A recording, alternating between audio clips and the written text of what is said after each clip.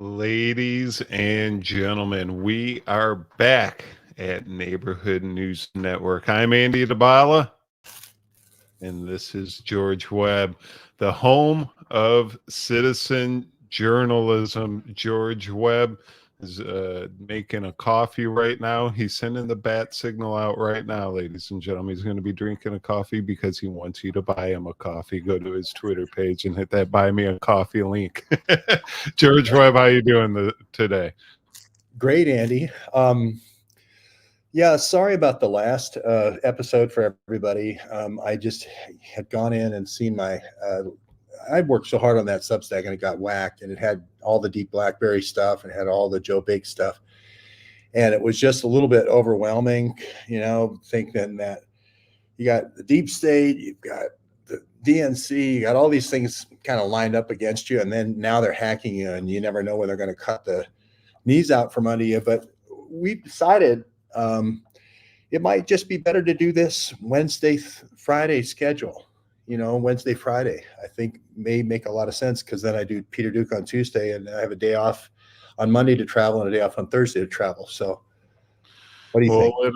You're still in Las Vegas. Am I right? You're traipsing around on the Super Bowl grounds, and you're kind of comparing like the Super Bowl as a distraction to the main show that's going on, which is the Donald Trump insurrection case, where they're trying to pin him as one of these insurrection agents. And yesterday they cried out that he did not have immunity. Actually, can you talk about that? Actually, just kicking off the show, dig into the importance of him not receiving the immunity, because we thought our work here at Neighborhood News was kind of swaying things a little bit, and now it seems like we're back to square one. Yeah, well, what happened was the D.C. Court of Appeals still hadn't ruled when we made the show, and that is my coffee. I am so glad I'm going to have coffee.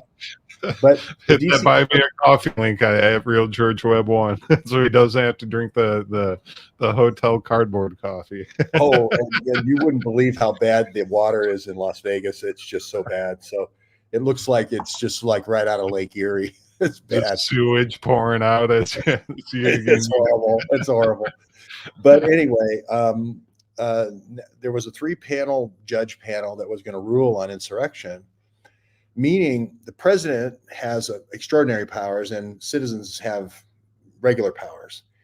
And if the president's doing what he thinks is right, for instance, fighting a war, or, stopping people at the border, or firing somebody at the whatever, that's within his purview, then he has immunity. He can't be held liable later on for making a mistake. If he wipes a whole village out accidentally, or drones a barbecue, accidentally, he's got immunity. But it's like Obama with the drones type of thing. It's like, exactly. That's a great example. Yep, great example is Obama on the drones.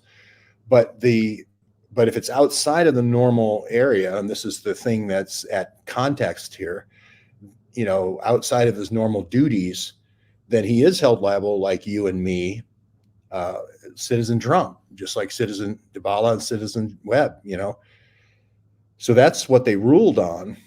This is where I said Alina Habba is really, not the right person, because this is a very unusual constitutional question that constitutional scholars and professors should be dealing with, not her. And especially in the area of this law, which there's not a lot of precedence. So what they did was they went back, the Supreme Court now went back to the Civil War, saying, well, the last case that we have that was insurrection was the Civil War. So if you are, so anyway, this is the DC court case, and there is a law case against him saying he should be served 10 to 20 years, a Department of Justice case saying he should serve 10 to 20 years. He's held guilty of this insurrection.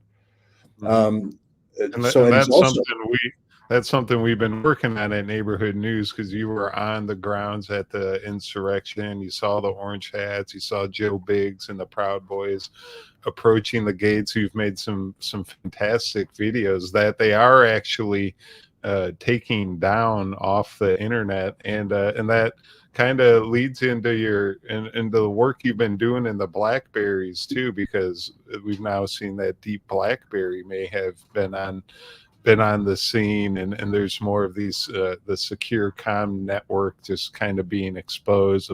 The Capitol Police is using Blackberries. They're all over Washington D.C. in the secure comms network.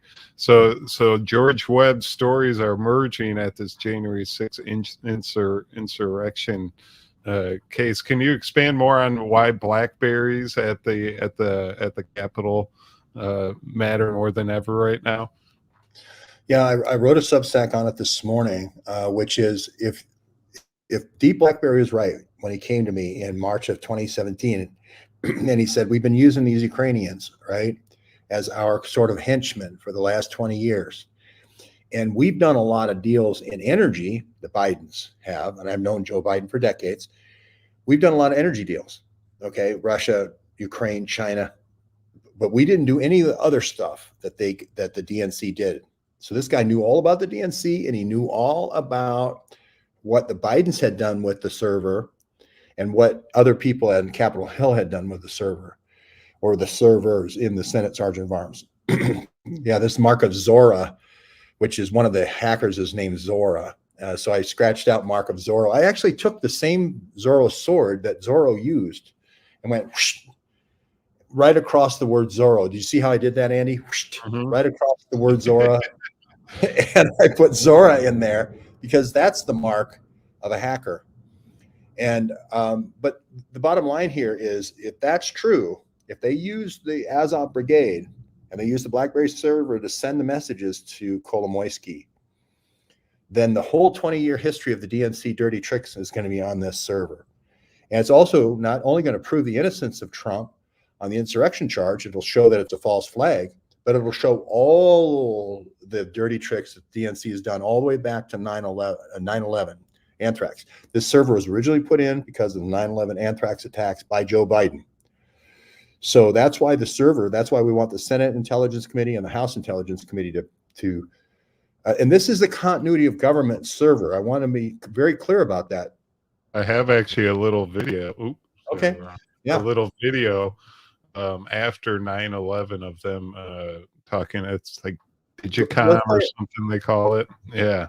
Yeah, let's play it. They mentioned Blackberries as well.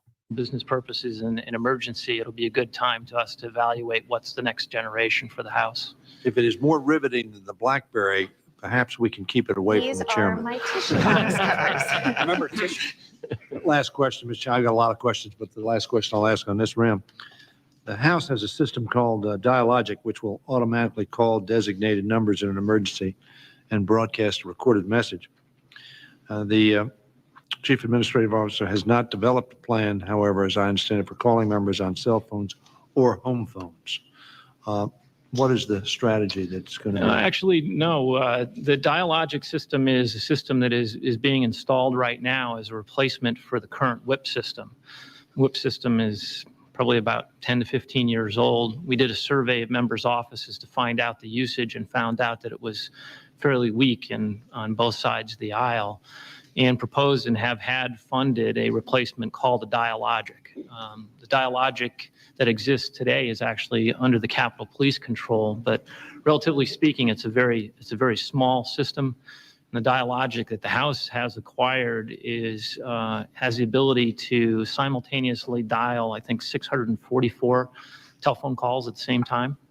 And it has the memory capability to recognize multiple contact numbers for members or others that are put on the list. And the way the system works is it starts with kind of the first number and goes to the second until it gets a positive solution. So when I talked about in our lessons learned that we needed to have multiple means of communication, what I meant by that was we need to have ways where we can reach you because you're carrying a device like a Blackberry or your pager, or alternatively call you somehow, or alternatively have a way where you can reach us via the telephone system like the Gets card.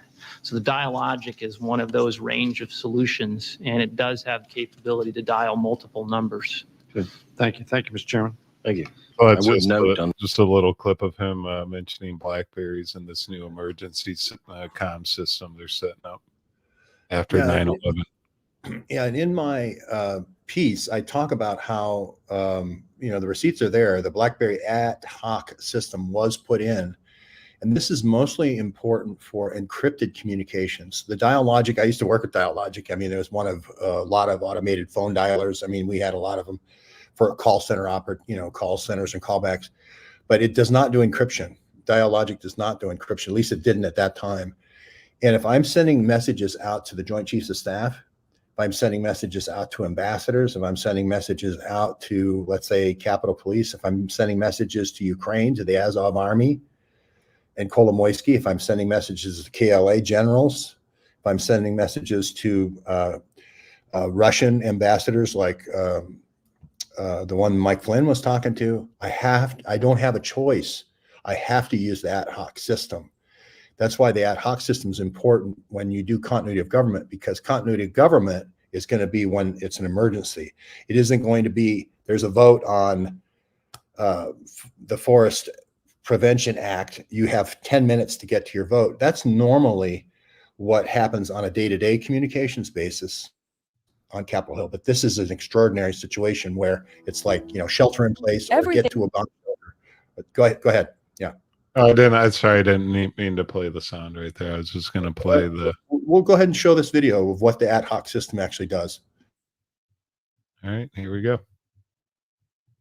This is all on Blackberry's website. Everything is business as usual until someone or something puts your people, property, or information at risk. Whether it's a fire, a severe weather event, an act of terrorism, or a cyber attack, you have to be ready. With Blackberry AtHoc, you will be. Leveraging the power of mobility, the cloud, and the IP network, Blackberry AtHoc delivers an enterprise-grade end-to-end solution for crisis communications, which allows you to save time, make informed decisions, and quickly mobilize employees during a crisis situation. Here's how it works. When a crisis hits, you can notify anyone, anywhere, on any device with one click. Capture critical information from the field. Get real-time visibility into people's safety and status, and collaborate and coordinate with outside organizations to ensure everyone has the information they need. And with AtHoc situation response, crisis communications can be business as usual, because you now have all the right tools to handle crisis situations calmly and effectively. So when there's a fire, a severe weather event, an act of terrorism, or a cyber attack, you're ready to react and respond. Blackberry AtHoc is an industry leader in networked crisis communication. It's secure, reliable, and trusted by government organizations around the world. See Blackberry AtHoc in action. Book a demo today.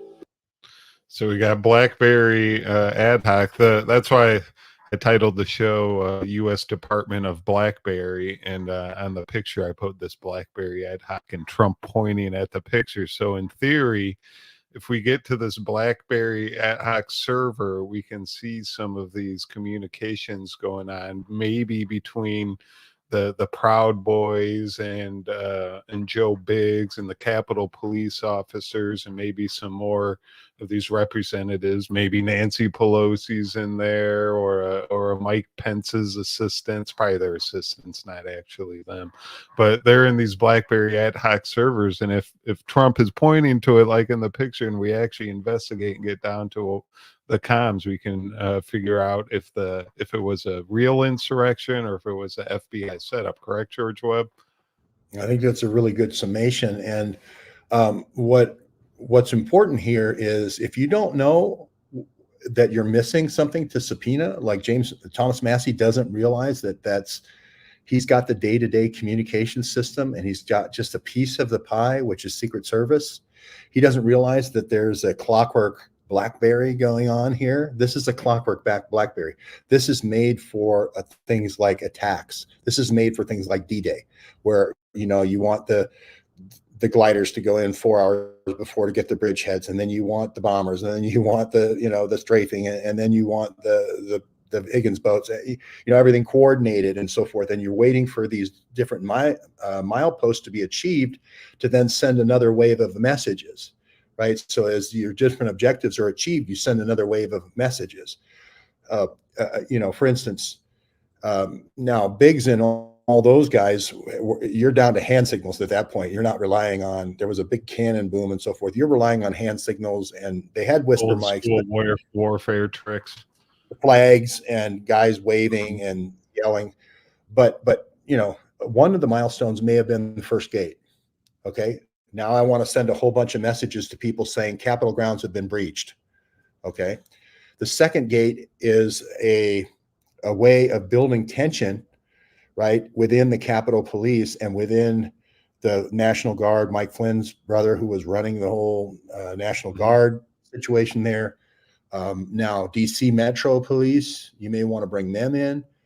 You may want to bring in the Secret Service at that point, because Pence is up there, I believe, on Capitol Hill making a speech. Now, the second gate, that's your second objective. This is why the gates are so important, because now I can send a whole nother wave of messages. Now they're at the third gate, right? Now I send a whole nother wave of messages. They breached the second gate. Now they're at the third gate. So you get this crescendo of tension. Now remember, this all happens by 12:56. Somebody has to leave the Capitol. Okay, a Capitol police officer has to leave the Capitol and then go over to the DNC to investigate a pipe bomb at 1:07 p.m. Yeah, you can play this. And it's just good to remind everybody to play it, and you'll see the orange hats come in. Here we go. They're storming the Capitol. They're definitely going over the gates. So they're pretty much saying, just to like pause it for a second, but so they're pretty much saying that Trump is like somehow the leader, the instigator of all this that's going on right now, the charging of the gates, the breaking into the Capitol. And meanwhile, Trump doesn't have his Twitter account. He got his phone taken away. We got pipe bombs being placed at the RNC and DNC headquarters, like you've been saying. It's like they're saying Trump's in charge of all of this going on, the January 6th Capitol insurrection. So thank God you were there, George, filming these orange hats going in from behind. Because they can't argue about the timeline. And now these two other filmmakers have come in 3 years later with hundreds and hundreds and hundreds of things that are timestamped with all the split screens. And it's verified everything that I did on the live call. So here we go. And you watch the orange hats is the key. They're definitely going into the gates right now. They're storming the Capitol right now.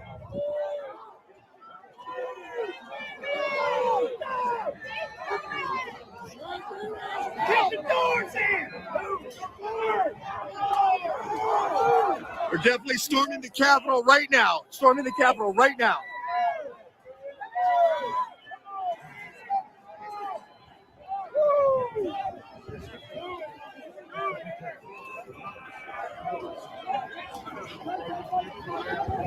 We had a group that came in with orange hats that were looking like they wanted to make a statement politically by going over the gate. They went over the first gate. Now they're at the second gate.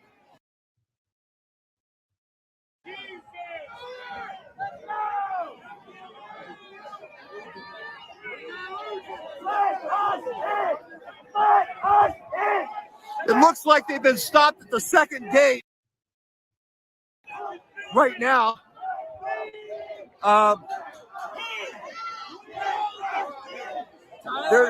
They're pulling and jimming on the gates. We got folks going over the gate here. Folks going over the gate here. We have some folks going in.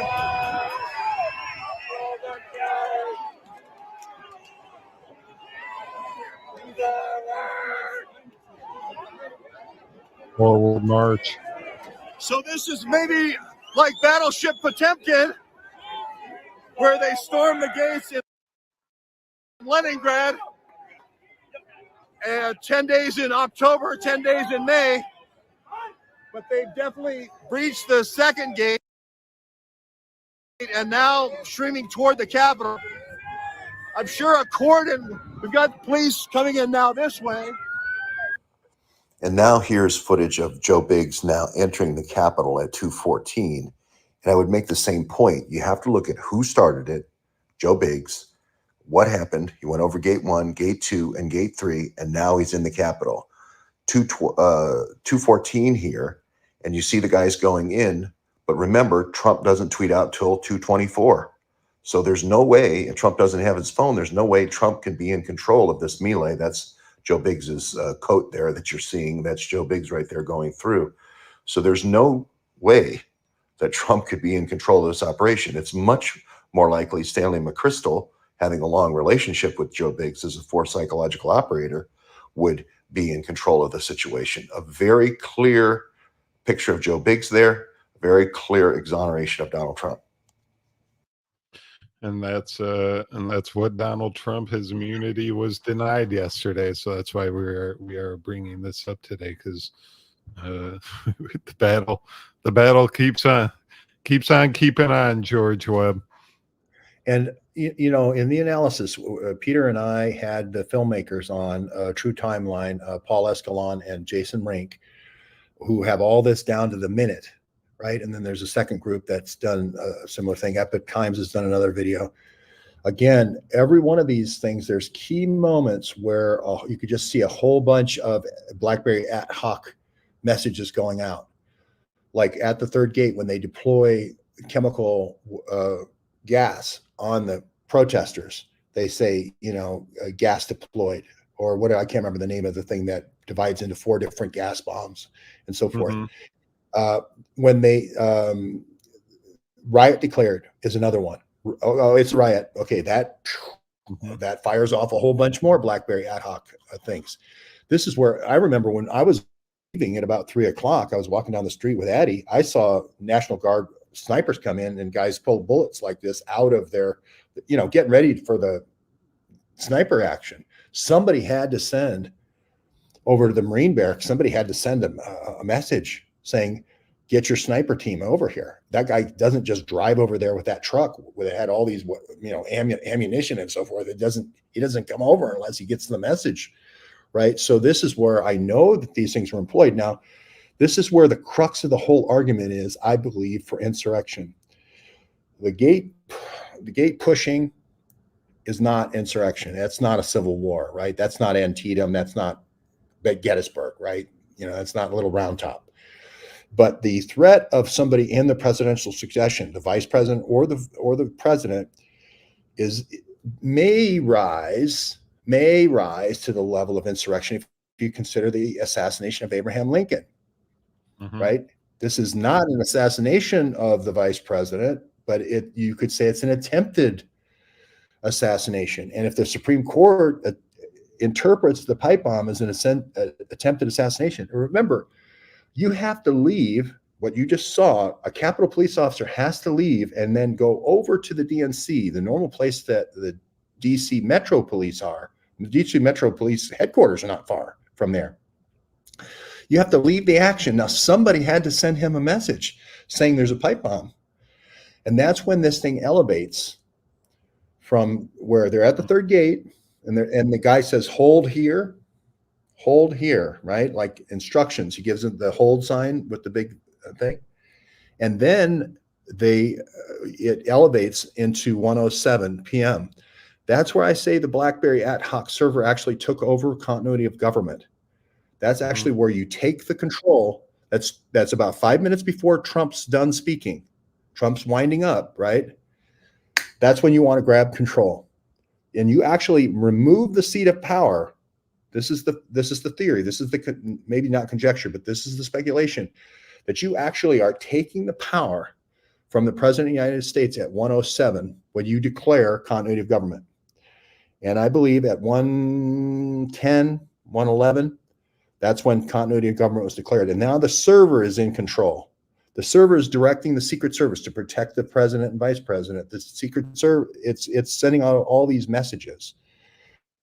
So yeah, you might want to play this video so everybody can hear it, Andy.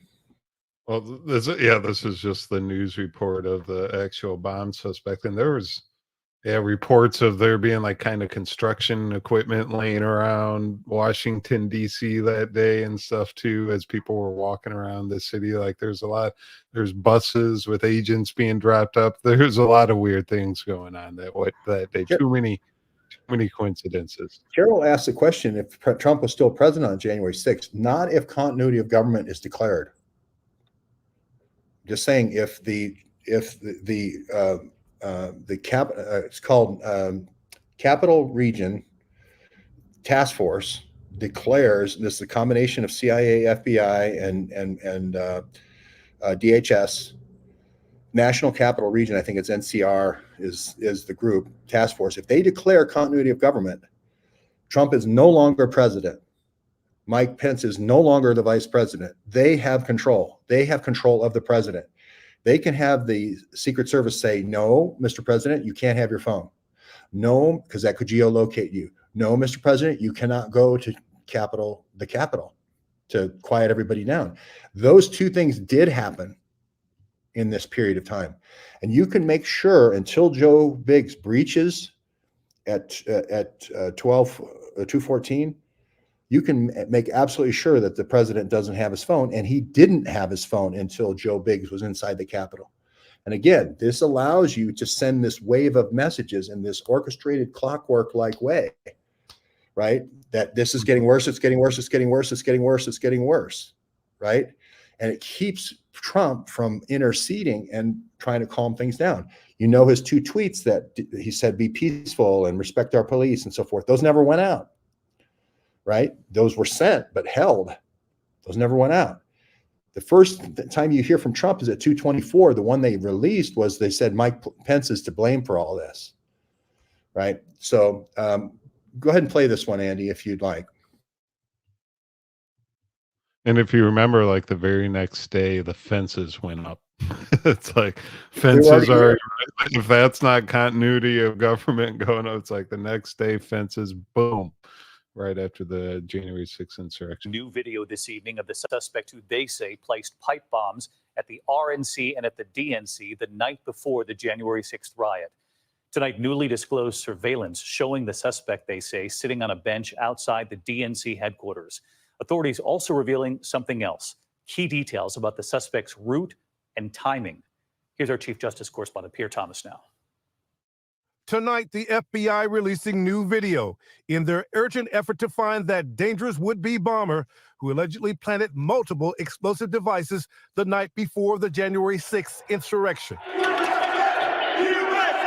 Video from a newly disclosed camera angle showing the still unidentified suspect outside the DNC headquarters in Washington, D.C., calmly sitting on a bench before planting the first of what authorities say were two pipe bombs that could have been lethal. Ooh, apparently, I don't know what that says. Got cut off. Might have got a copyright or corruption. No corruption problem. They don't want you to see that video. They know the pipe bomber was corrupted. Was it? You think it was Seth Rich's killer then? I think it was Deep Blackberry or somebody who knew him very well. Somebody who knew him very well. Could have been a Ukrainian. I would have had one of the Ukrainians do it, but it could have been him because again, Luke Rosiak put out an article that said that the person was a retired government employee. And the other interesting thing about this, using a Metro card, that's somebody who's not from the Washington, D.C. area usually, right?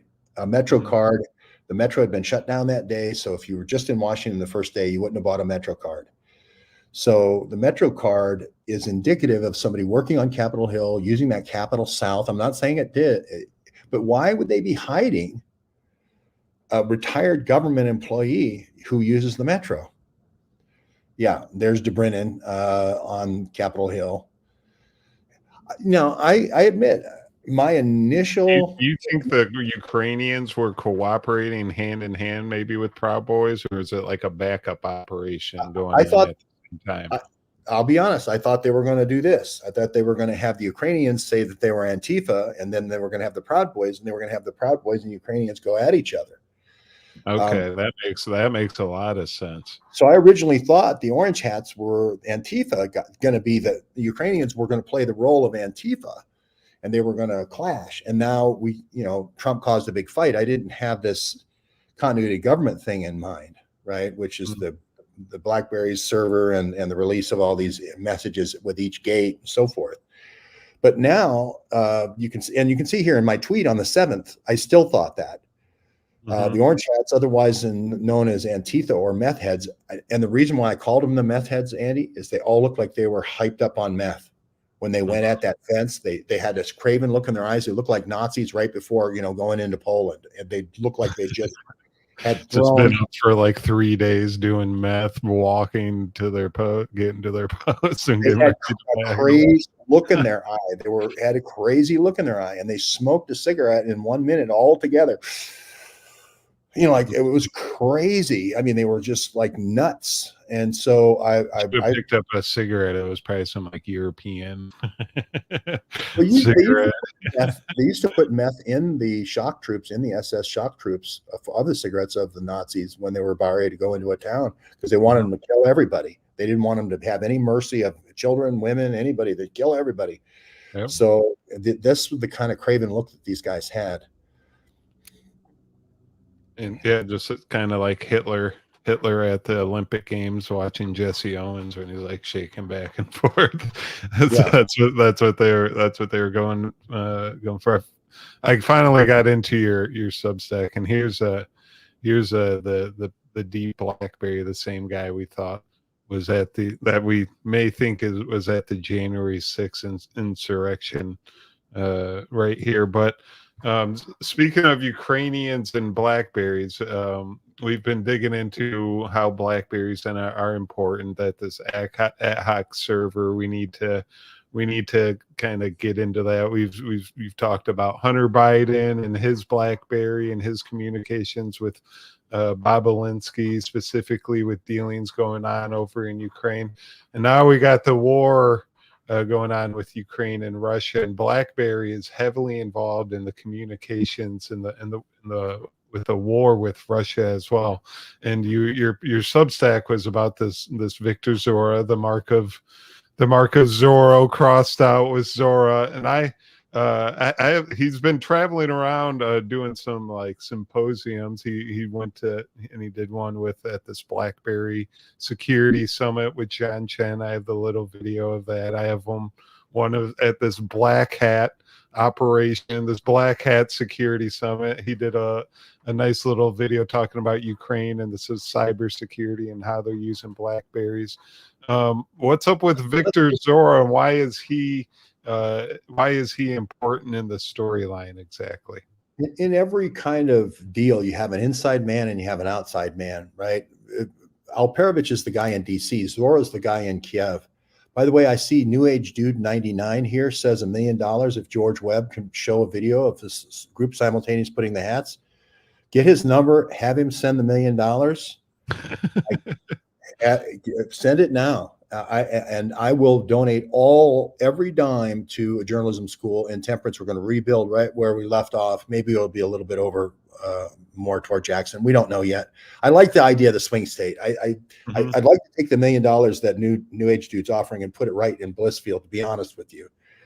But send the $1 million. Go ahead, and I guarantee you, before the Trump trial, which will probably be April, May, we'll have hundreds of videos of them putting the hats on together. So go ahead, feel free and send the cash. Send the cash. Okay. So, and I think also they owe us $500,000 to identify. They put out a $500,000 reward for naming the person who put the pipe bomb at the DNC. And I think the BlackBerry is the lead candidate there. So we have $1.5 million toward the journalism school. So here, let's go ahead and this is where I'm saying there's a guy here in DC, which is Alperovich. I didn't know who the guy on the other end was, right? And I think that's Zhora, and that's why I'm writing about it today. All right, I have a video of him at the talking to John Chen. If you would like me to play that real quick, just Johnny Chen. And isn't it interesting? Johnny Chen's the first SARS victim, and he's the guy who kills through sickness. He's the guy who kills Urbani, who was the previous Nobel Prize winner, who said there's something rotten in Denmark here with H5N1. So I'm just saying, Johnny Chen, here we go. That's different I'm Johnny going Chen. to introduce you to Victor Zhora from, let's see, I might pronounce it correctly, Kiev, in Ukraine. Hi, Victor. I hope you can hear us.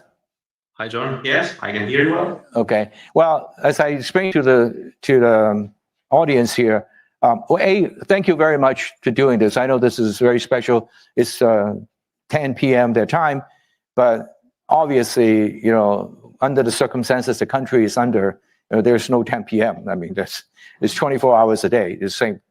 So Victor will be able to share with us some of his experience. So I'm going to try to get him to talk most and have us listen to him.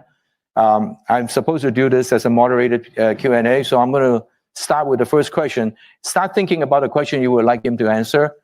We have limited number of hours or minutes, so I think we have about half an hour. John Chen rambles more than Andy 35 minutes. So the question, first off, Victor, the first question is, all of us represent various enterprise. We all believe that we are ready for cybersecurity, cyber attack. And we do a lot of tabletop exercise. I'm sure you guys do that too. And the question I have is, now that you have to deal with it in reality in the last 1.5 to 2 years, or maybe even longer, and would you care to share your experience? What actually is the design work as you planned it, or is there a lot of things that you learn on being attacked on a continuous basis? So I'm going to pass to you. Feel free to say whatever you think you could share. Thank you so much, and thank you very much for inviting me to speak. That's my extreme privilege and honor. I wish we are in New York right now with a distinguished audience, guests, and participants. But now I'm here in Kiev, and we are lucky we have light, so we have power outages, and now I have a window with electricity. Unfortunately, since this is a fireside chat, I don't have fireplace in my apartment, but I've chosen the coziest place in it. And again, we have electricity, and it's calm. We have no air sirens, but as you can understand, we are facing them from day to day, and unfortunately, cyber challenges are not the only one in our everyday life when we continue struggling for our right to exist, for freedom, for land. Honestly, I'm not a cyber chief. I'm just the deputy head of the State Service for Special Communications and Information Protection of Ukraine. In this function, we are the function on cyber protection, we're similar to CISA. So I'm just one of many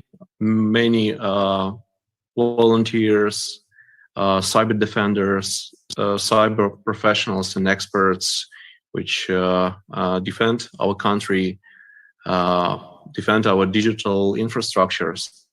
So there are many cybersecurity agencies, but our service deals with cyber protection.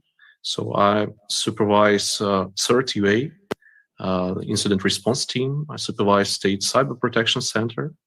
And we have a lot of facilities that we were able to strengthen, to build up together with the help of our partners through all these years, because the aggression started 80 years ago. Both I'm gonna keep going with this, George. No. It's a little rough getting through it, but yeah, it just goes on to. They talk about there was an attack on the. I watched it earlier. There's an attack on like the Russian power grid and stuff, and there's also this rom-com. There's this rom-com threat actor that tried to breach NATO when No, when no, no. when NATO was, or when Ukraine was trying to enter NATO, and they were kind of tarnishing Ukraine's name, I guess. So that was all he was kind of getting into. No. So the real story is NATO and this UA-30, before that it was called NABU, overthrew a democratically elected government in 2014 in Ukraine. It was a CIA-sponsored coup, okay? The cyber hacking unit that was created by NABU, the U.S. FBI, along with the Ukrainian group created by Dmitry Alperovich, created a cyber weapons group that attacked the infrastructure of Ukraine in order to overthrow Ukraine. So when he says 8 years ago we created a cyber defense, that's bullshit. I mean, you might have created it in, as Yanukovych was leaving, but it started with a cyber attack. It started with bringing down like he says, bringing down the lights, cutting off the electricity, cutting off the heat in the middle of winter to get the people riled up in order to do the overthrow, right? That's what the Maidan was all about. The UA. So they blame it on the Russians and stuff, but it's no, really, they did that. This group did that. Kolomoisky and the Azov Brigade did this. Okay, that was their revolution. That was their color revolution, right? Remember, it was orange hats too, if you remember. Yanukovych anyway. So my point is that they're trying to rebadge this offensive group going back to 2014 that took lights out, like you said, took heat out, took communications out, took all these things out, sent fake messages to the enemy, all this kind of cyber warfare stuff. They're rebadging that now as cyber defense. My point is, and I don't really care that much about what's happening in Ukraine other than we're sending all this money there. But my point is the DNC is using this for offensive cyber hacking operations in elections since 2000. And we had a guy, Deep Blackberry, tell us that. And the reason why he told us that is he thought that they were going to get called on the carpet for this, and they did not want to be involved in this. The Bidens did not want to be involved in any of the hacking operations. They didn't want to be involved in any of the covert wars that the Azov Brigade was doing on behalf of the people on the House side. They said, yes, we did energy deals. Yes, Hunter did the CNG. He said the China deal with Warren Buffett. It later turned out to be Rothschild Energy, Warren Buffett, and China Nuclear Group, China CEFC. That later turned out to be validated and verified, right? Rosneft was a 10% buyer, so he was correct. The Deep Blackberry is correct about a 10% deal with the Russians. But he was trying to wall off this stuff, which is the cyber hacking offensive weapons. And when I see Zhora starting to bring its head up again right now, it to me says, look out for Michigan. I'm talking about hacking in the primaries, that you can't hack a caucus. I'm going to be here at the caucus tomorrow. You can't hack a caucus because it's not electronic voting machines. It's a bunch of people, filling out little forms, with pieces of paper and pencil, and you're putting it into a little bucket, and people are reading out the bucket. So it's hard to hack a caucus, right? That's why they tried to get the Nevada group here and they sent Act Blue, sent $500,000 to the Nevada group here, the Republican committee here, to try to get them to switch to a primary because they didn't want a caucus. They cannot hack a caucus, right? But they can hack primaries. And you got two biggies coming up. You got South Carolina and you got Michigan. And these are two hackable. You've had plenty of lead time now, and they know they have to do it to stop Trump. And the guy you got to watch is the guy who's leading the Black Hat seminars. Now, do you see where he's in my Substack? He's on the carpet for corruption, right? In my Substack, I'm not just saying I don't like this guy and I'm going to say he's a hacker. He's currently under investigation for corruption. So, I don't care if the DNC gets him cherry jobs to go speak at these events. He's being investigated and convicted of corruption and hacking so he has this nice manner and he's talking very nice. And it's like, oh, I remember defending our country in 2014. Bullshit. You're the one who overthrew the country in 2014. It's just more of these people, you know, when Joe Biden went, you know, fire that prosecutor. That prosecutor is probably looking into Zhora and all these people that overthrew Ukraine and overtook the country, and that's why he wanted him fired. Do you have the thing where it says corruption with him in my Substack, where it actually talks about his conviction? Yeah, second Ukrainian official cyber arrested in amid corruption probe.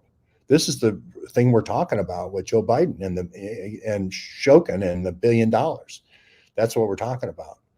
So when I see them trying to raise his profile, watch out. It's Dmitry Alperovich all over again in 2016 with the DNC. Here comes Zhora, and he does do the mark of Zorro.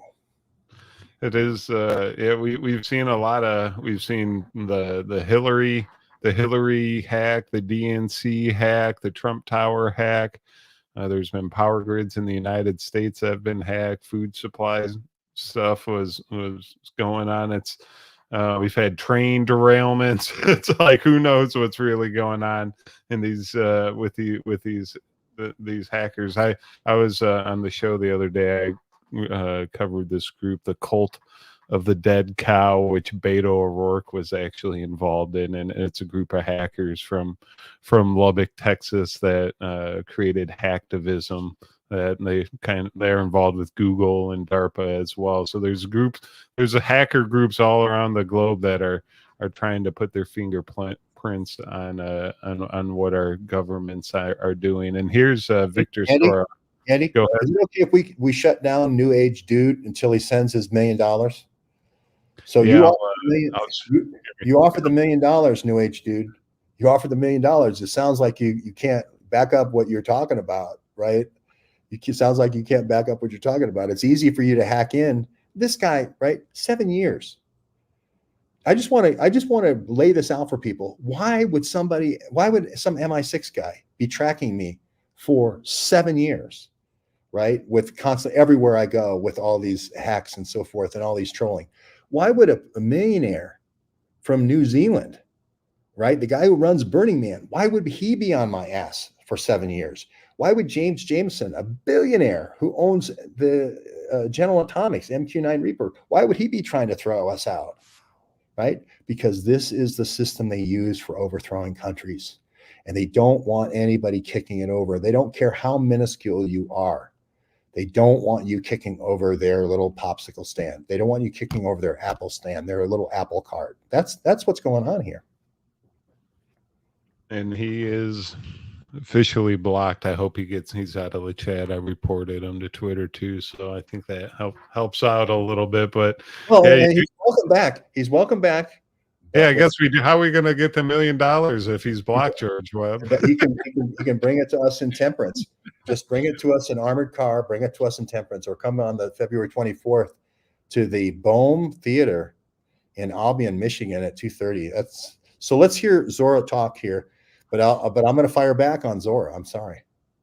Yeah, Zhora, and here's Zhora at the actual Black Hat convention. Takes place every year. It's one of these hacker conventions. So here we go. And he's saying, I hate Ukrainians, Andy.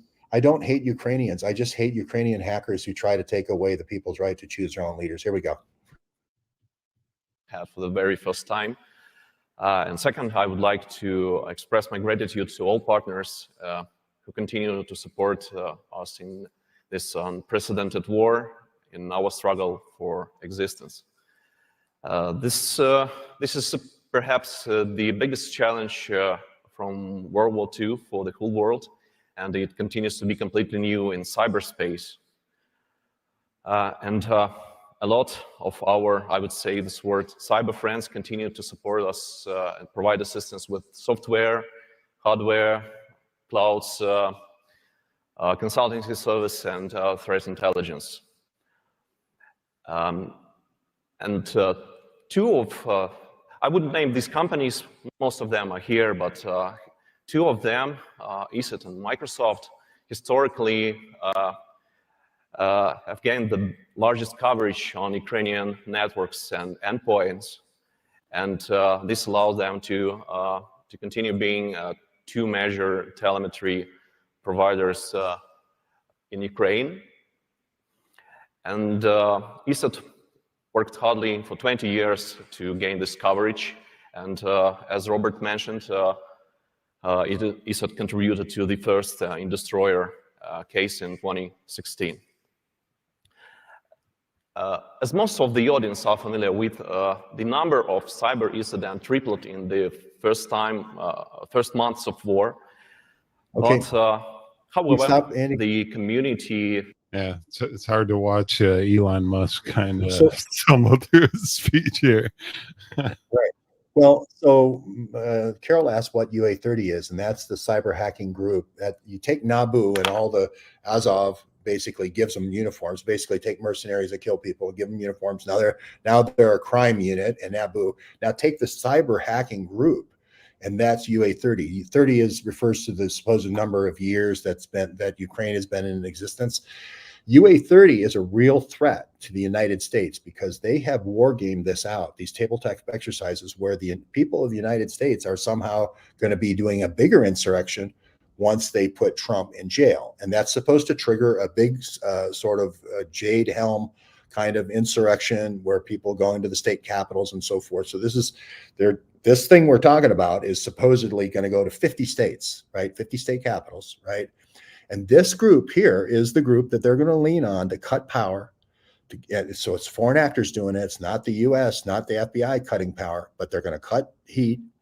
They're going to cut communications. They're going to send false communications to people that are supposedly grouped together so that they go into FBI traps and so forth. It's all going to be, in terms of hacking into the communications. So people go to different rendezvous points and all this. Again, if you don't stop the contrived events on the Capitol, that's a microcosm what's going to happen in 50 different state capitals this summer. And that is the plan. This is the plan of this group, UA30. That's what they do. They're a cyber weapons group. And Dmitry Alperovich's father ran that group in Moscow. That's the group we bought, 12 of those programmers, and we brought them to Network Associates. They're the ones who did the port of the software, the PGP software, to BlackBerry with In-Q-Tel money, with Sue Wood's money. So I know what I'm talking about in this situation. They know how to hack these servers. Most of these servers, these emergency communication servers, run on Blackberry AtHoc. And here's a new approach to protecting the nation's critical infrastructure and government networks. If you go to the bottom here, one of the most successful of In-Q-Tel's portfolio companies is Blackberry OEM partner Bricata. And Bricata that runs some of the cyber security stuff for BlackBerry. So there's your just from BlackBerry's website saying In-Q-Tel is in their portfolio, or BlackBerry's In-Q-Tel's portfolio, and they definitely took from day one. From day one, and they can send messages out like LFG, let's effing go. Try to stir people up, to do something stupid, get your gun, right? LFG, all this stuff. This is what this group does. This is how you get a docile crowd that's there just to observe elections, all right? And will observe election counting. Hey, what's wrong with that? Can't we just watch basically what January 6th was a caucus, right? It was a national caucus where you get the number of votes out in little slips, right? And then you have a bucket and you put the votes in the bucket. And everybody just wanted to see the votes and the slips going into the bucket.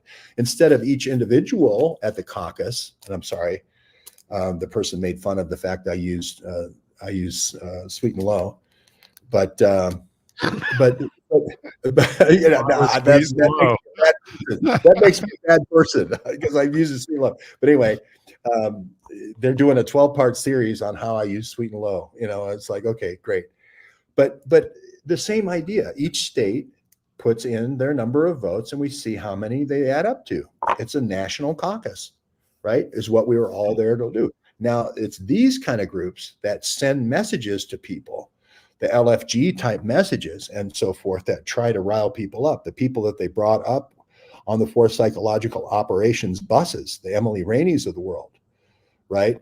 So that's what I'm talking about, is if you don't understand where the attack is coming from, especially when you're talking about cyber warfare, where everything's invisible, you lose, right? You win. So sort of like fighting the invisible man. If you throw paint or yellow paint on the invisible man, now you got a chance. But until you throw paint on the invisible man, you ain't got a chance, right? Especially if he's Mike Tyson. You've got to be smart in this cyber warfare. And when these DNC people are bringing these people in with this ad hoc server, that's your first clue that they're going to do it again. If you didn't figure it out the first time, they're going to hit you with it again. If you didn't respond to the left hook the first time I got you, you're going to see a lot of left hooks the rest of the fight. Let me tell you. So I'm saying Zhora is a guy to watch. Dmitry Alperovich is a guy to watch. I've been right on this for 7 years, validation and verification all along the way. Bobby Linsky, all along the way. And here we are again on Capitol Hill. Now Massey's confirming what I'm saying, and Flynn is confirming what I'm saying, right? Luke Rosiak, even my arch nemesis, the guy who steals all my stories and waters them down, is confirming what I'm saying, that this was a false flag event, and you're going to see false flag after false flag at the state capitals this summer. It's going to be the summer of discontent if we don't stop this thing now. Do you think they during these these primaries that are going on, we saw that Alex Hagerman is hacking elections, that they came out maybe some new systems, some new protocols set up for these election the voting machines? Do you think during these new the RNC primaries that maybe they're doing little test run on how to hack the new systems at all? No. Kind of Haldeman. That's why we went to Ann Arbor twice. Haldeman, the guy who did the pen hack that Amber Connor reported on with the pen hack, he runs the Ukrainian hacking center in Ann Arbor. That's where the hacking starts. Okay. Haldeman's group at Ann Arbor is the hacking group, not kind of like the hacking group. They are the hacking group. If it's going to come, if the attacks are going to come, it's going to come from Haldeman, and it's going to come from Haldeman Ukrainians. Un poquito. Okay, just 1 second. George is apparently dealing with some root service. Excuse me. Mate, I'm sorry, I'm looking at my notes here. So we've had I don't know if he's still there. We've had Ronna McDaniel step down as the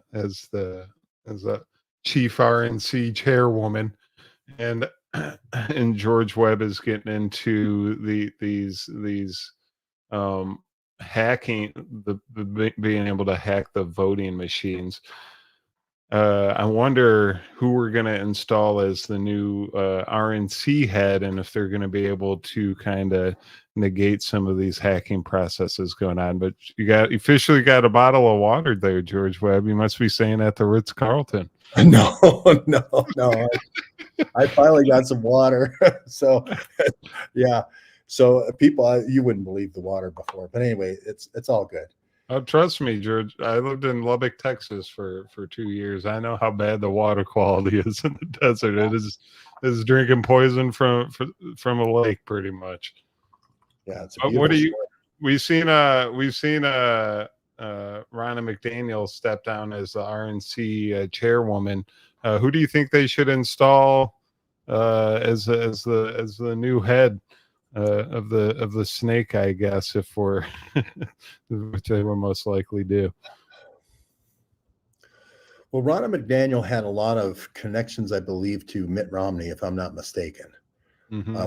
Was married to Mitt Romney's son or something like that. There was something that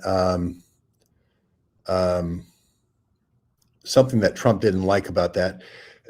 She engineered this coup here to try to split the primary away from the caucus, and it confused the shit out of all the voters here in Las Vegas or in Nevada, because people said, well, should I go to the primary to vote, or should I go to the caucus to vote, or do I have to go to both of them? And then Trump had to explain that don't go to the primary, go to the caucus. But then they were going to use the primary yesterday to say Nikki Haley won the primary, because there was no delegates and Trump was not on the ballot. So the Trump people came out and still voted for none of the above and beat her 2-1.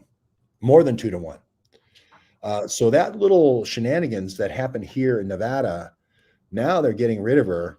But notice how she's still in there until South Carolina, right? And whenever you have that kind of situation, watch out for the Zoras. That's all I got to say. Here we go. You can listen to this. No, I don't even know what this video is. Oh, this is the difference between the Nevada primaries and caucuses. Here we go. Polls today in Nevada's presidential primary, a bit of a strange one. President Biden is on the ballot, but former President Trump is not. More on that in a moment. But either way, it's an early test of immigration as an issue in November when Nevada will be up for grabs. Ed O'Keefe spoke with some undecided voters there, and he joins us now from Las Vegas. Ed, good morning to you. Tony, good morning. President Biden defeated former President Donald Trump here in 2020 by about 3 points. Both of these guys know in order to hit the jackpot in Nevada, you've got to win votes from the state's fastest growing population, Latino voters. As President Biden and former President Donald Trump try their luck in Nevada, a top concern here for voters, what to do about immigration. Paperwork process took you how long? To become a citizen, 6 years. Yeah. Yeah, and that's a long time. Yeah. Restaurant owner Idania Archuleta came to the U.S. as a child and became a citizen just last year. What would you do to fix this, to make it easier or smoother for somebody who wants to become a legal citizen? There has to be some kind of amnesty for people that have been here, a certain amount of years. Stevie Castrejon's parents came to the U.S. in the 70s. Right, they crossed illegally. So it's like, I understand that, but now we're at a point, it's like, well, what's the line, right? How many people can we allow into the country? When are we going to protect our own citizens? The cost of things is also a big concern. Maggie Arias Petrel says it's making life harder for her 2 adult children. They cannot afford a home. It just breaks my heart as a mom. I see that it's not happening and they're not living their American dream yet. We're feeling this, the inflation, we're feeling the cost of living going up. It's been really hard. President Biden continues pushing for the blue-collar vote, stumping in Nevada Monday with hospitality workers. And former President Donald Trump's coming back later this week. But when it comes to the likely Biden-Trump rematch, these voters aren't totally sold on Biden. A lot of things that I don't think he was able to deliver. While still not willing to bet on the former president. He needs to understand that he lives in a country that was created by immigrants. So this would be your first election. So we have them trying to confuse everyone in the Nevada elections, and I do have a little. Oh, did you notice how little they talked about the caucus and the primary? They're talking about immigration. Primary. Again, go down and talk to people. That's why I've been here a week. Go and talk to people that are Hispanic. And I've been talking to them in Spanish, Andy, right? Go talk to them, right? They want the border to be shut off because they're afraid of all their jobs being replaced, right? By people who will do anything to get a job, right? That's why the union is pushing and so forth. And that's the number one fear here on the Strip is that they could just come in waves and replace everybody, right? So Trump and the border is the strongest issue from especially male Latinos. Male Latinos, they want the strong border more than anybody. So this is why this state may be flipping. There's 2 Democratic women senators in this state, right? And this may be flipping. This new guy, Captain Sam Brown, ex-Army guy, kind of horribly disfigured from an IED type attack, but he may challenge here and win Nevada back as a red state. And it is a big issue. I'm in Texas here. Immigration is definitely a big issue. They're pretty much have implemented a stop and frisk and deport law here in Dallas for anyone that is not a legal citizen. But speaking of voting machine vulnerabilities, Cylance runs Blackberries cybersecurity department now, and they actually did a lot of research on voting machine vulnerability back in 2016 and before the 2020 election. And I got it's a little video actually. Cylance discloses voting machine vulnerability. So it's just kind of we're getting into BlackBerry and how they control the secure comms network, and voting and January 6th and the insurrection, and maybe BlackBerries controlling the comms at the insurrection. Maybe they were controlling some of the voting machine cybersecurity as well. And if they could provide the backdoors to some of those pen hackers and to make it a little bit easier, we might be on to a little something here.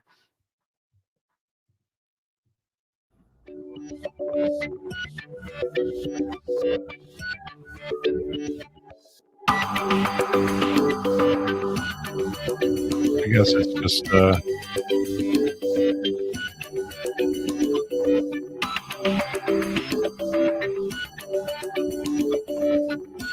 they're going through original access to the physical machine. We are able to use the code update. Only points can change total votes for the candidate can be altered. Even candidate names can be falsified.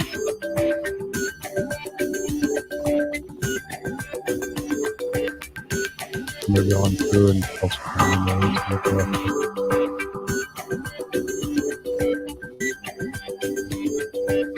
Insert your PCMCIA card to pre-program your hacked voting number. We just put in the card right into the machine. Power cycle with a turn of a button, turning it on. Your Sequoia voting machine is hacked. New Alter data loads on reboot. Also, the printed paper trail verifies altered voting is altered.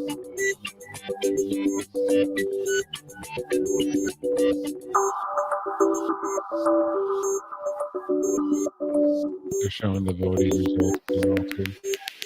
So there's your BlackBerry cybersecurity company, their cybersecurity arm, hacking voting machines back in 2016, and that's a little eye-opening if their hands are all over everything else involved with their cybersecurity. Yeah, if it's the hack is going to come, it's going to come from people who have done it before. And you got to look at Ukraine 2014 as your precedent case. You got to look at all the places Kolomoisky's been ever since then. I said this 7 years ago, and I've been right, and our research group has been right over and over and over and over again. Everybody said I made up Deep BlackBerry. Oops, there's a picture. Notice how they waited until the January 6th. Notice how Jason waited until the January 6th was over to show his picture, to release a picture, to even let me know there was a picture. Oopsie, oopsie, oopsie. They didn't think we would put that together with Deep BlackBerry standing outside of the Senate Sergeant of Arms office. Mm-hmm. We did that like that. As soon as we got the picture, we are immediately putting out the other picture for people to evaluate. Total radical transparency, overnight transparency. Same thing is they didn't want the Senate Sergeant of Arms to be shown. Why? Because that geolocates exactly where the corruption is, exactly where the server is. Right? That's why they also pixelated the BlackBerry, right? So these are key indicators, key metadata to say, hey, we should be looking at the things they tried to hide. That takes you right straight to what we need to look into. And that's why I say we got to have Comer and Massey now subpoena these servers. And they're being used, as you can see, Andy, they're being used for hacking elections as well. Mm-hmm. And I got another little article here. DEF CON Voting Village report bug in one system could flip electoral college. High-speed tabulator vulnerable to remote attacks, and that's only part of the problem. And they get into the hacking of the electoral college. But here in paragraph 2, the machine in question, the ES&S M650, is used for counting both regular and absentee ballots. The device from Election Systems and Software of Omaha, Nebraska is essentially a networked high-speed scanner like those used for scanning standardized test sheets, usually run on a network at the country's county clerk's office. based on the QNX 4.2 operating system, a real-time operating system developed and marketed by BlackBerry, currently up to version 7.0. The M650 uses iOmega zip drives to move election data to and from a Windows-based management system. It also stores results on a 128 megabyte SanDisk flash storage device directly mounted on the system board. The results of the tabulation are output as printed reports on an attached pin feed printer. So BlackBerry and its QNX system is definitely running some of the voting machines in some of the states around the country. Andy, 8 years ago, I started by saying Dmitry Alperovich, this DNC thing is a hoax. He's the guy who ported PGP to BlackBerry, right? Now, eight years ago now, hasn't it turned out to be over and over and over again? BlackBerry, BlackBerry, BlackBerry. Like Taggart said, if you focus on the right attacks, right, where the attacks are really coming from, your chances of winning are a lot better than if you're going in the dark and you blind yourself to where the attacks are coming from. Here we go. And here's just this is the BlackBerry QNX software. It's in a bunch of vehicles being driven in around the country using its GPS and whatnot, and its emergency software. But it was actually a target of the CIA. They tried to hack into 60 million cars. The CIA apparently did. So imagine that in your polling systems as well. That's the same software that's in the voting systems, the QNX software. So if the CIA can hack the cars, they can hack the voting software. Andy, this is the Michael Hastings situation. Again, Joe Biggs and Michael Hastings, right? You can make the car go 100 miles an hour. You can make it turn quickly and flip it right at the bridge. And you can create an unnatural bottleneck, right? When you have the law enforcement that can create these flips, it's all orchestrated. So now I have a traffic jam. That's when you want to bring in your helicopters, your Blackhawks. That's when you want to bring in your A-10s with the 30 millimeter cannon and lay waste. And when cars and things are in a line, in a vehicle line, right? That's what you want, is a strafing line. So these things are used, these weapons are used in concert with the kinetic weapons in civil insurrection. They're building the case for civil insurrection. This is why we have to knock it down. We have to show that it was that Deep BlackBerry or one of his associates put that pipe bomb there. All the description fits Deep BlackBerry so far. Why is the FBI holding this information? They know who the Metro card holder is. They didn't interview the person. After issuing a $500,000 thing saying that this was the insurrection, attempted murder of a VP, and now as soon as we find out who it is, because somebody identified him at a metro station, now we don't want to know. That's where we have to zoom in on. That's going to be the secret to stopping the first false flag. They're going to, if we don't do that, they're going to leverage this into 50 states. And BlackBerry claims that its QNX automotive software is safe from the CIA, but as we showed you earlier in the show, InQtel was a funder of BlackBerry and its QNX software as a startups, and InQtel is like a CIA incubator, you could say. And if BlackBerry is involved with the InQtel, they could definitely hack those cars, even just with a little back door if they want to. That's why BlackBerries can make that claim. And just go ahead, George. Well, I was going to say, and people think, oh, no American pilot flying an A-10 would do that. The A-10s are being retrofitted for remote pilot capability. They've got them right over here at Creech Air Force Base. I've been here at Nellis and Creech talking to guys at Nellis and Creech and CIA reporting directly to Langley. They have automated capability, and they have the Imran Awans over here. These are foreign pilots. These are foreign Saudi pilots, the Mohammed Attas over here flying these planes. Okay, they're not U.S. and they don't have to be in the United States to run the missions. They can be in Kiev to run these missions. They're training them right now to fly the remote F-16s right now as we speak, right? The fly-by-wire, all this virtual reality, so forth. So what I'm saying is, you think, oh, the CIA would never flip cars like the Michael Hastings, remote hack capability. They would never A-10 a whole bunch of vehicles that were heading to their state capital or whatever. It's not Americans shooting Americans, right? infrastructure is hacked in such a way that it's Ukrainians and Imran-Awans and Muhammad Attas that are doing the plow lines on the strafing patterns. And I really want to emphasize that, because I know I'm talking to the people who work there. Okay. That happens here at Creech. That happens here at Creech. I'm talking to the people that work at Nellis. I'm talking to the people who work at the place doing aviation support, Cherry Point, the other day, a couple of Marines. This happens when you actually go out and talk to people and do real reporting rather than being a repeater like Donnie O'Sullivan. So do you think Blackberries are using these live exercises going like with the Army and all that going on Clockwork. with these Ukraine and Russia and all that? Clockwork. Yep, the Blackberries, the clockwork. The messaging in warfare. My dad was in communications. Messaging in warfare, you live or die on your messaging in warfare, right?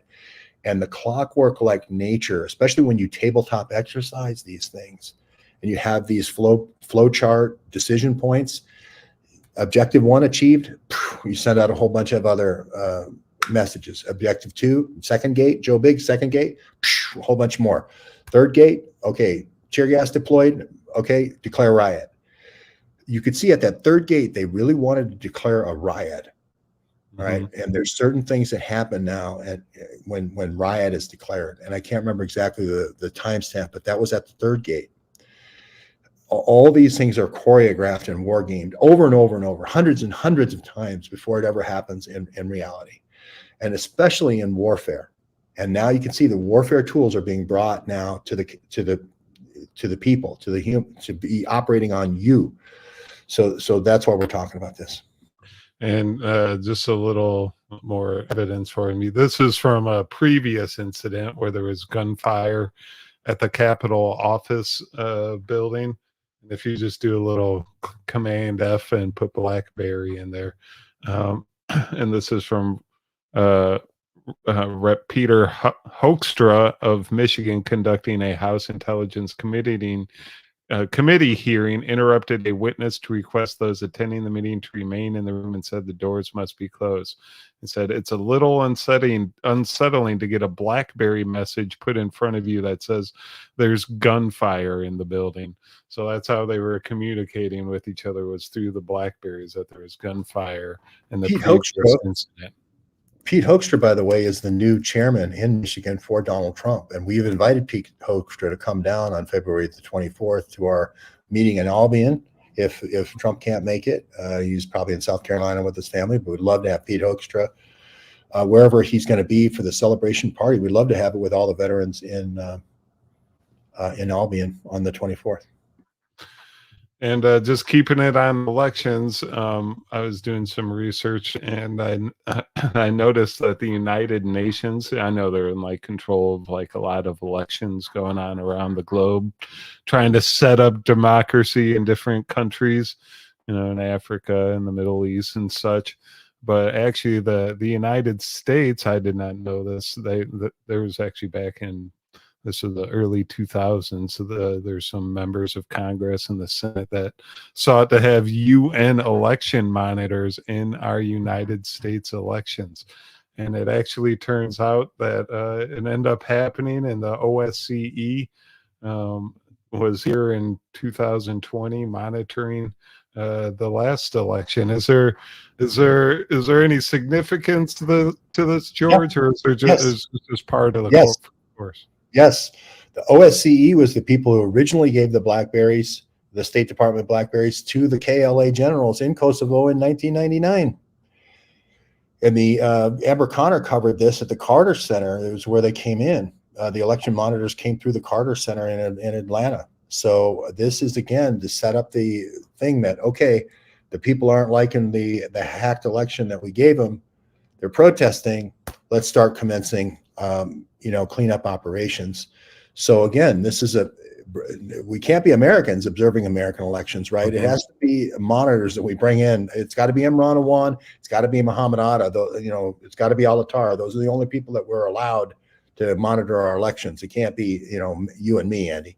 Mm-hmm. So when the polling stations closed at the end of the night and all like the shady business dealings started happening at the polling stations. That's when these UN monitors could have possibly taken over. I don't know if you want me to read the article, but yeah, that's pretty much what was going on. The OSCE was invited to go around the U.S. and different polling stations and monitor, in quotation It's the marks, diplomatic what is arm. going on. Yeah, it's the diplomatic arm of NATO. So it's basically having NATO come in to monitor your elections. It's And the diplomatic arm of NATO. yeah, just like they pick and choose who they want their leaders to be, correct? But Well, and I'm not saying the 2020 election was stolen. I mean, I'm not weighing in on that. I'm just saying, watch out when you have a warfare capability that's operating in your capital, that's taking power on, with certain milestones are hit. It's taking power away from the president, and then starts on their war game, right? And then the program starts on their war game, not your war game, right? Take that stuff seriously. So were they in charge of monitoring the biolabs in Ukraine or investigating them or something? I remember the OSCE and something about Ukrainian biolabs, but what happens is they come up with like UNSCUM, UNSCUM. They come up with inspectors that are specialists in biowarfare, so they're not the normal diplomats. And a lot of the people that are in our Corona 911 and Anthrax 911 were UNSCUM inspectors.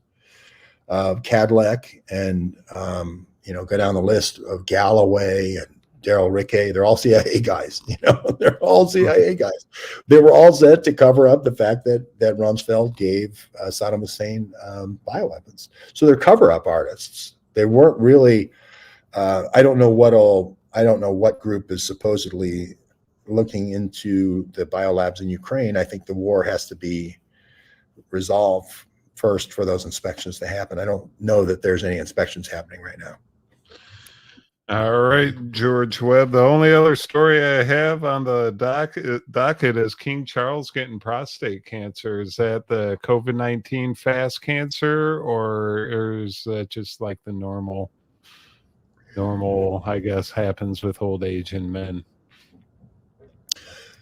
Well, if you're trying to push a cancer vaccine, this is Brennan now and Sun Shang, the prostate cancer in men has a similarity with breast cancer in women because they're involved in reproductive cells. And the first place that you want to try to do gene therapy is in places where cells are created all the time. And normally in your body, you have the stem cells when you're a little kid, and as you grow, they kind of it stops with the stem cells. Your blood is the big difference, the big exception to that, and the prostate and the women's breast is the other big exception. So if you were going to use a monarch to sell mRNA cancer vaccines, you could do no better than having Prince Charles have prostate cancer. There's a certain there's been a whole bunch of false indicators and false biomarkers in prostate cancer. The whole PSA thing, and the PSA number was challenged and not having a predictive effect for prostate cancer.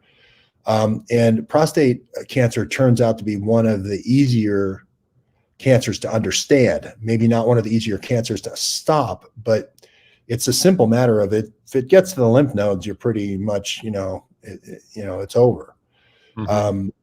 And so the big question will be here, not over for your life, but I mean, it doesn't matter anymore if we stop the cancer in your prostate. Once it gets to the lymph nodes, it's on its own course, is what I'm saying.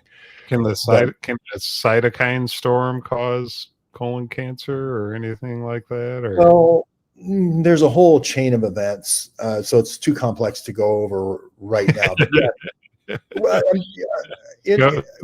when your immune response system no longer responds specifically, but it responds generally, and you get the generalized inflammation, a lot of other switches are flipped. It's sort of like the person who's in the airplane and doesn't know what buttons to hit, so they start hitting a whole bunch of extra buttons. That's not usually helpful. It could cause cancer, it could trigger cancer, it could cause other things.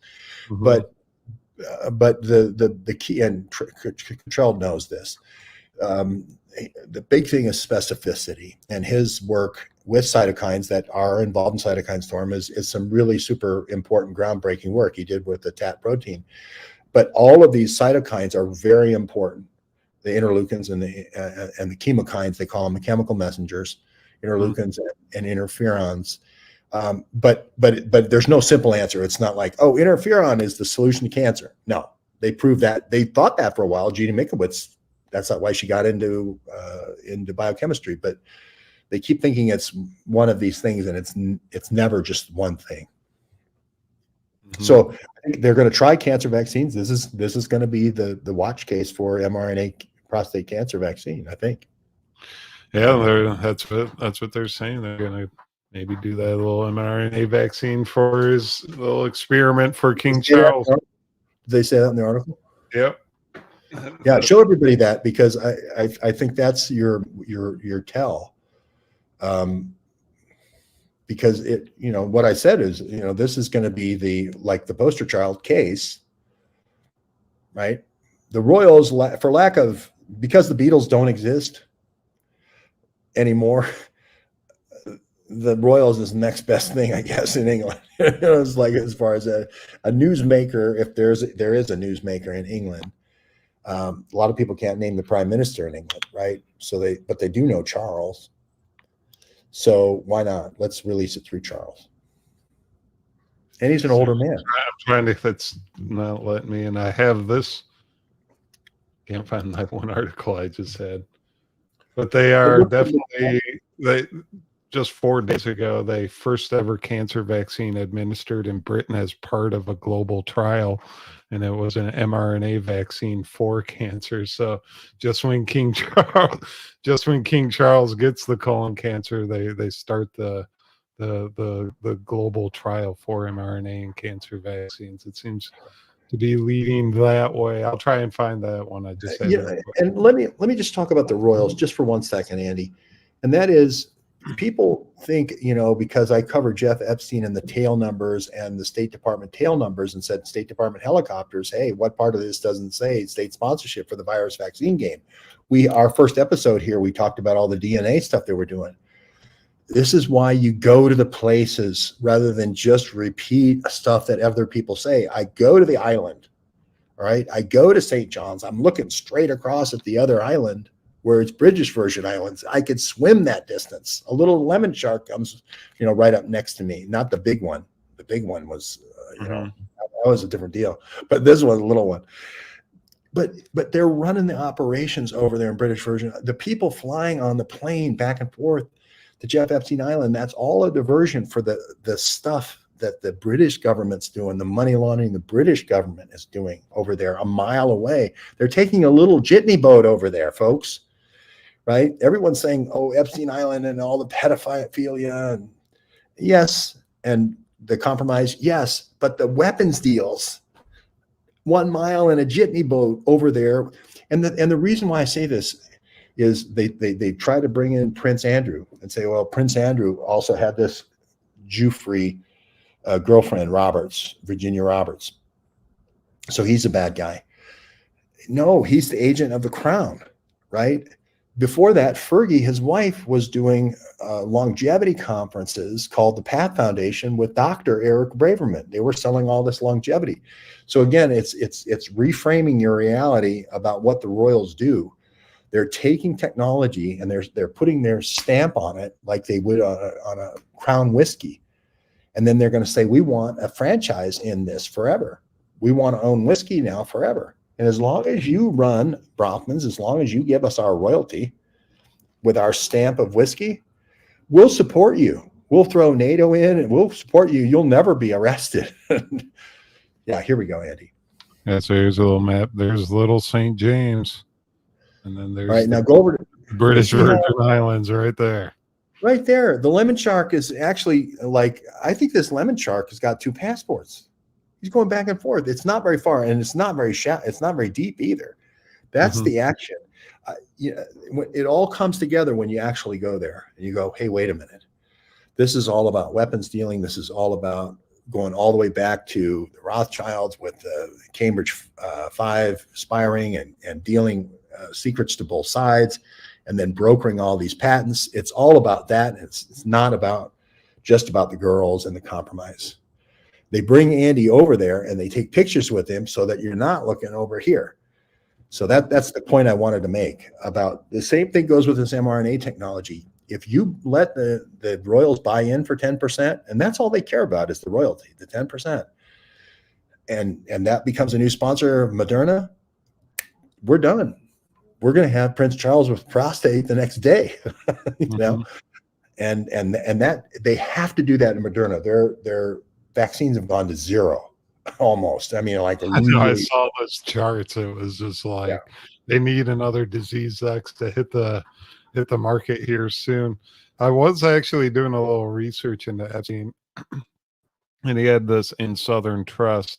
And one thing I found was this that this billionaire Leon Black. I wasn't quite sure who Leon Black was, but he ended Black up Manafort and Stone. Remember Black Manafort and Stone? That was the people that were doing election operations. And the company before Black Manafort and Stone was the guy I knew, J.K. He knew the family really well. That before, I don't know if that's Leon Black or not, but I'm pretty sure Black Manafort and Stone was Leon Black. I'm not sure. Leon Black. He's an American investor, Apollo Global Management, but he ended up paying Southern. He went and visited Epstein on Epstein Island, and he ended up paying a substantial amount of money to Southern Trust. And let me just read this real quick, because it shows you how much like money Epstein was kind of dealing with, moving hands. With the assistance of legal counsel, Epstein and Black negotiated a written service agreement that was drafted by Black's counsel and signed on February 13th, 2013. Under this agreement was entered into between Black and Southern Trust Company, Inc., an Epstein affiliate. Epstein agreed to provide services deemed appropriate by Epstein and Mr. Black in connection with the estate planning matters in respect of Mr. Black's assets and estate. Those services including Epstein's work on resolution of the complex 2006 GRAT issue starting in 2012. I'm not sure what that is. Although Epstein represented to Black that he generally charged clients $40 million per year for his advice, Epstein agreed to provide his initial work for $23.5 million, which was expected to be made in two installment payments occurring in 2013. Both of these payments were made to Southern Trust Company, Inc. The first payment of $15 million was made February 15th. The second payment of $8.5 million was made October 15th. So Southern Trust Company, this DNA research company, Epstein was definitely using it to move substantial amounts of cash. Yeah, and Thermopsophle mentions that Eli Black, his father, the rabbi, had the unfortunate fall of 33 floors after working for United Fruit and United Fruit's brands like Chiquito, United Fruit and Alan Dulles and CIA. They created these brands called United Brands. Eli Black worked for United Brands. So usually when you fall out of a building, that's because somebody grabbed your ankles. He controlled United Brands as part of it. Yeah, and Apollo kind of takes over for BCCI. Apollo kind of comes into the picture when BCCI gets shut down. And then the routes that were going to Waco and the routes that were going to with Clinton to MENA get shut down, and they move to with Southern Air Transport is the airline of Southern Trust. They move with Les Wexner and Jeff Epstein to Columbus. So that is where United Fruit merged with United Brands and created United Brands. Yeah. Yeah. So, so a lot of drug money in the old days, right? So is that essentially what that may have been going to Epstein Island? You know, the drug money came through through the Hellowell plan, came through United Brands and United Fruit. So they even used fruit to hide the heroin. I mean, that's how tightly integrated the drugs were with the fruit, you know. So this would have been, hey, Eli's talking a little too much about where the money came from, and you always grab the ankles, Andy, as they say in the CIA manual, and you quickly put them up over your head, and then the person will go out the window. You got to make sure the ankles are high enough, and that's how they go out the window. All right, George Webb, that is the last story I got on the docket. I don't know if there's anything else you wanna make sure we cover here before you can go enjoy your Las Vegas festivities in Nevada. Yeah. Well, I deliberately come to Las Vegas with $10 in my pocket, so that limits any distractions. But you know, what's been interesting is when you come to places like this, you meet a lot of people, and you talk to a lot of people, and there's a lot of military people in Las Vegas. So the really good thing has been talking to just veterans from all over America. And you come into these conversations every time you sit down to eat. You get into these conversations. I love doing that, and they're from all over America, and a lot of international conversations. I had a lot of conversations with people from England. For some reason, a lot of English people coming here. It must be cheap right now or something. But that's how you learn, is conversations. You don't really learn. I mean, books are okay, and being book smart is kind of okay. But then when somebody says, you know, like Google will give you a list of 50 things, right? I like talking to somebody, say, well, what's the best thing that you would do if you recommended somebody go? I just met a couple from Bristol, for instance. Oh, here's what you should do in Bristol. They're building a nuclear power plant, you know, close by in Bridgewater. You know, we don't like it.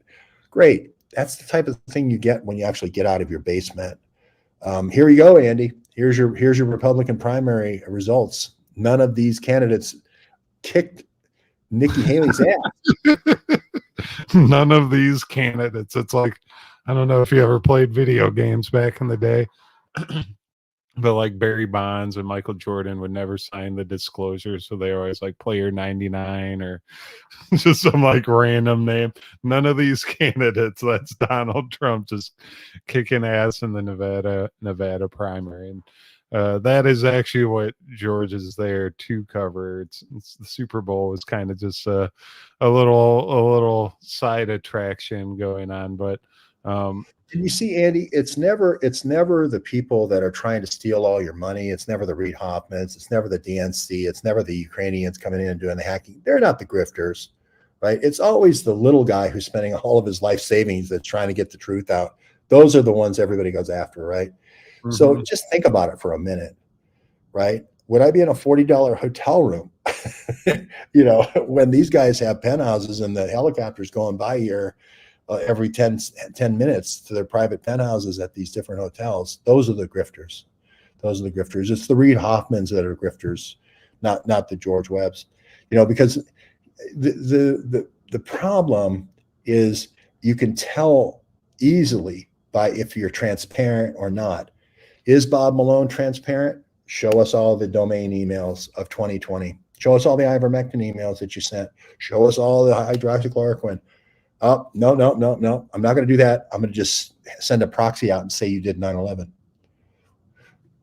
Oh, wow. That's not radical transparency. You have a Transparency Institute, Bob. What about that radical transparency? James O'Keefe, the same way. James O'Keefe, you put out this perfect Pfizer org chart. Can we talk about the perfect Pfizer org? No, we can't talk about the perfect Pfizer org chart. That was just this year. No, we can't talk about it anymore. That we already did the funding raising campaign. Karen Kingston, hey, let's do a show with Reiner Fulmer. No, can't talk about the perfect Pfizer org chart anymore. Bob Malone, can't talk about the Pfizer perfect org chart anymore. What's wrong with the Pfizer org chart? Did it change? Is Shuang Wu still on the Pfizer org chart? Is Jordan Walker still on the Pfizer org chart? Isn't that important anymore?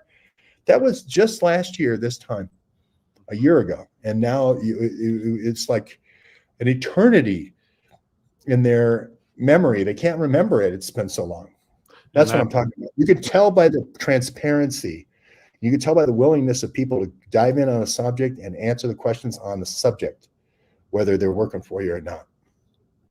And not to mention all the grifters off the Donald Trump insurrection case. That's what 90% of the citizen journalist news networks were accepting money left and right, and then they turned their back and still won't cover the stuff like we're doing, trying to exonerate Trump from any wrongdoing at January 6th. So you see a lot of them on the attack now and supporting like the Ronna McDaniels and some of these Rhino Republicans. So at least we can say you were on the scene. You're out of your I get people attacking me for Joe Biggs from InfoWars. Hey, he himself said in court, I was an FBI agent since 2010. He himself said, I've been talking to the FBI for years. You know, and it's right there, black, white. They still want to say, they still want to raise money. They still want to raise money on his name. Oh, he's in prison. I want to raise money on that. Well, he's in prison because he led false flag activity for the FBI. That's why he's in prison, to raise money and to try to get Trump, right? I saw this a year in advance. When he came to Washington, he hadn't been doing anything since, you know, he hadn't really done anything since Michael Hastings. He had done a little bit of InfoWars, but they brought him with all the generals. They brought him with all the generals to Trump Hotel. And I said, ooh, something's coming up. They're going to try to pin something on Trump here. And I was right. I was right there when he got there, and we nailed it. That's what they're so pissed about right now. That's why I have such huge amount of trolls from InfoWars, right? They're the ones who, I take the blame for them for Sandy Hook. I'm the one who said Lanza had help. They're the ones who said it didn't happen, right? And then I get blamed for it by Scott Pelley on January the 4th. They come after, Scott Pelley comes after me, and he doesn't come after Alex Jones for that story. You can tell who is in there punching with the truth and who is the grifter. You definitely can. We don't need to defend you anymore here on this show, George Webb. I'm just saying. I'm just saying. Look at the metadata. Look at the metadata. Yeah. I agree wholeheartedly with you. People always email me all the time, just get off the George Webb bandwagon. It's like, I've met him, and I've watched you.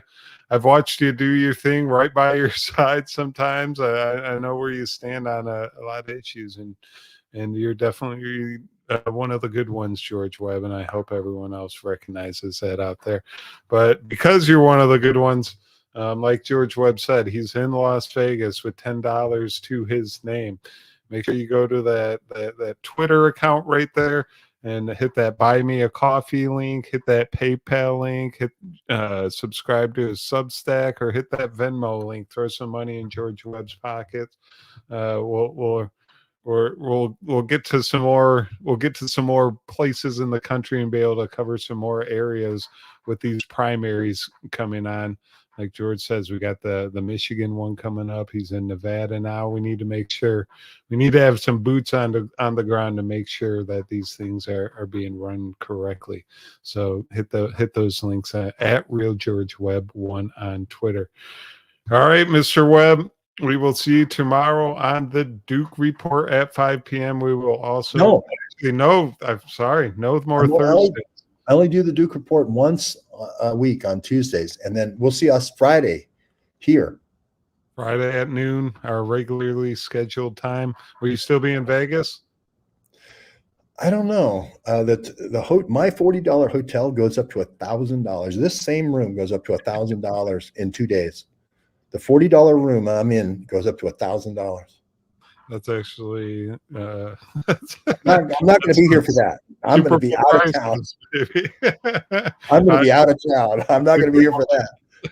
You might find me sleeping under a bridge if I ever go to a Super Bowl. Andy, that's my point. Is that's how I spend the money.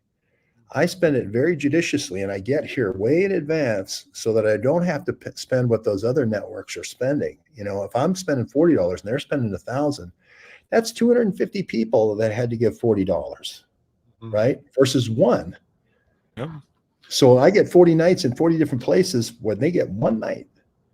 So, but they get the big splash. But I go up, it's funny, Andy, I go up to all the stuff that they've already set up for the publicity, and I take I take my cameos in front of all the stuff, you know, like That's the way to do it. Hey, like they set it up for me.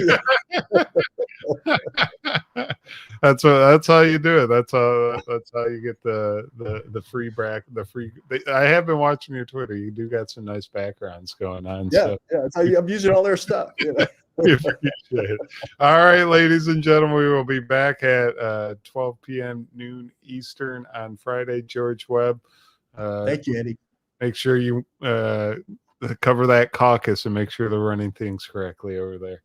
Thanks for all the great research, Andy. And I'm coming to Dallas. We're coming to Dallas. We're coming to Dallas. All right, ladies and gentlemen, what do we cover on the show? Blackberries. Blackberries matter.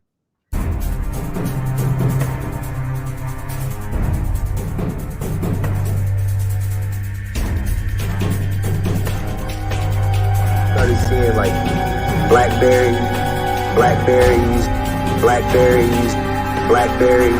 government issued Blackberries, government issued Blackberries, government issued Blackberries. They were Blackberries. They were Blackberries. They were Blackberries. Man, this looks like government issued equipment.